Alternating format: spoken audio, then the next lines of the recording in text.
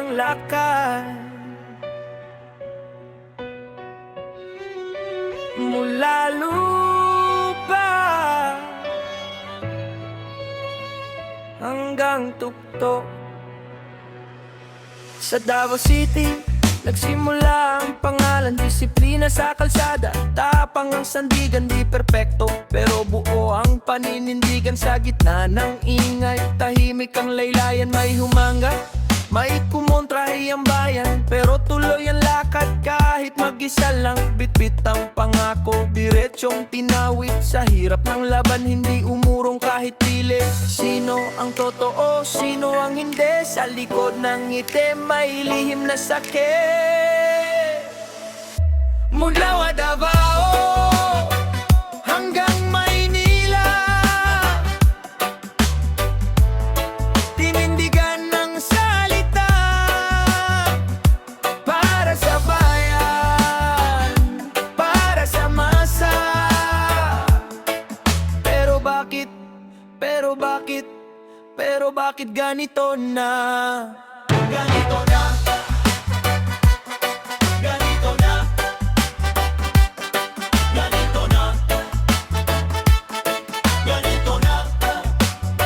Taong tropali sila steps, umalingaw-ngaw ang sigaw, pagbabago ang dala, diretsong tinahak ang daan. Si Rodrigo Duterte ang pinili ng karamihan, matapang magsalita, walang iniilagan. Galing sa Davao City, dala ang sistema, ayos ang kalsada, may takot ang problema. Kaliwat kanan ang puna, mainit ang mata, pero tuloy ang galaw, di natinag sa gitna. Bawat hakbang bantay, bawat salita may bigat, may pumalakpak, may agad ding kumontra at pumilag sa gitna ng gulo. Kapit sa panata, kung para sa bayan, tuloy kahit mag-isa. Mula Davao hanggang Maynila, tinindigan ng salita para sa bayan, para sa masa. Pero bakit, pero bakit, pero bakit ganito na? Ganito na, ganito na, ganito na, ganito na. Sa laro ng kapangyarihan, walang permanente. Ngiti ngayon, bukas iba na ang sinasabi. Sa likod ng eksena, may galaw na di nakikita, at minsan ng bayan ang nawawala.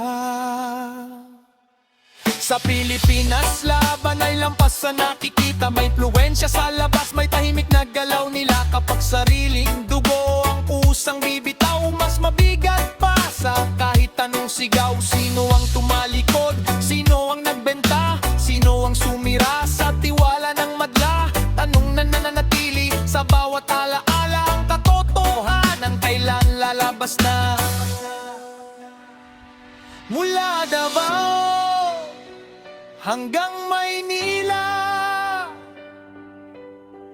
kasaysayan ay isinulat niya